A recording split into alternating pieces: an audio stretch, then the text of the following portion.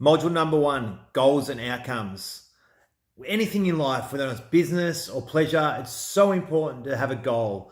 And there's so many different methodologies or frameworks that we can use for that goal. What I'm going to share with you today is the SMART goal method setting, which some of you may have heard of, but then also some other things to consider when you're defining your goal and that vision that you've got. So SMART is an acronym as in a goal setting technique that consists of SMART, S, specific, M, measurable, A, achievable, R, relevant, and T, time related. These are all the concepts that make up a goal. And why this is important is because it enables you to get really, really clear around what that specific goal is. It's measured by time. It's got an amount or a value dedicated to it. It's relevant to what your mission is or your business is in life. And it's something that's achievable as well. There's no point setting a goal for yourself when it's just not possible. For example, let's say you're 40 years old and you set a goal that in 3 years' time you're going to be playing NBA basketball. As much as I'd love you to be able to achieve that and succeed at that, it's just not going to happen. So it's super, super important to make sure that your goal consists of specificity. You've got to get really clear around it. It's measurable, it's achievable, it's relevant, and it's bound by time. So for example, even with the Thrive business, the Thrive program, for me, it was about having an intake, the first intake in April and May that consisted of a minimum of 10 people. It was really achievable, it was relevant, it was time related, and it all came together. But having that goal and getting really, really clear about it and writing it down on a piece of paper and looking at it and visualizing it is something that I can highly recommend as well. So the SMART acronym will help you define that goal. Also, some other things to consider is your psychology and your mindset around that goal. Do you have empowering beliefs going through your thought process? Are you thinking to yourself, yeah, I can actually achieve this?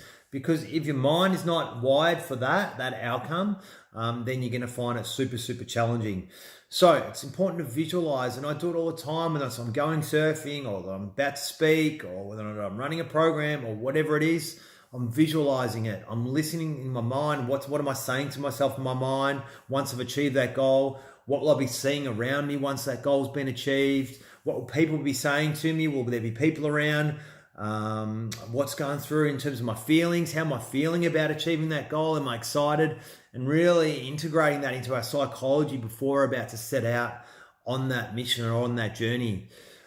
Some other things that's super, super important is getting clear on the resources you need to achieve that goal. You know, is it education that you need? Is it a mentor that you need? Is it, learning some new skills? Is it somebody working beside you? Is it a consultant? Is it outsourcing some work? What resources do you need? There's so many different resources that are available that can help us move towards our goal. So once we've set it, have a think about what resources you might need to help you get towards it. Another thing to consider is what challenges might come up as you are about to head towards that goal. Sometimes we can predict them, sometimes we can't. But when we're predicting some of the challenges that might come up, we can take actions and put necessary steps in place so that we're able to easily overcome those challenges. Also, what do you need to remove from your life right now? There might be some habits or some behaviors or some thought process or thinking that's going on that aren't really conducive for you to getting to that goal. You might have a number of people around you who aren't in your corner serving, supporting, and nurturing you to that goal.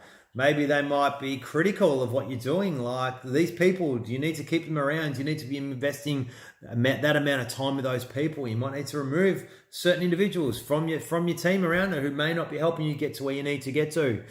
And then what do you need to bring to the table? Who do you need to be to do the things you need to do, to have the things you need to have? It's psychology, so much of having an entrepreneurial mindset, which I'll talk about in the next module, is about what's going up in here. And unless we're thinking about how we're going to get things done up here, then the external world, it makes it so much more difficult to actually happen as well. What else is there to consider? Well, have a think about this. You know, you might have set this goal and you've never done something so profound in your whole life, but perhaps there's certain little elements in you getting to that goal, that certain steps or certain activities or actions that in the past you may have done something similar. I call these reference points. These reference points are there to draw upon. When stuff gets hard, the obstacles come up. It's like, I've done something kind of similar to this before.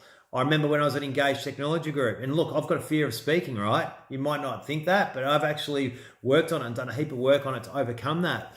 But I used to stand in front of like an audience, all of our customers and prospects, and speak for 3 hours around the engaged business to 100 different people. And then when I went to doing what I'm doing now and speaking at a recent government conference, I was like, far out, I've never spoken at a government conference before to 150 people. But it was that thought, it was that reference point. Yeah, but you may not have exactly, but in the past you've stood there and spoken to 100 people in a similar kind of format. And knowing that gives you confidence. And it's like, well, I did it then, so I can do it now. And so looking for these reference points, these times in the past we might have done some of those things before that consist of this goal now. So lots to think about, lots to consider. Get really clear on your goal. Act with intent, take massive amounts of action, and use some of the tips I've shared with you just then.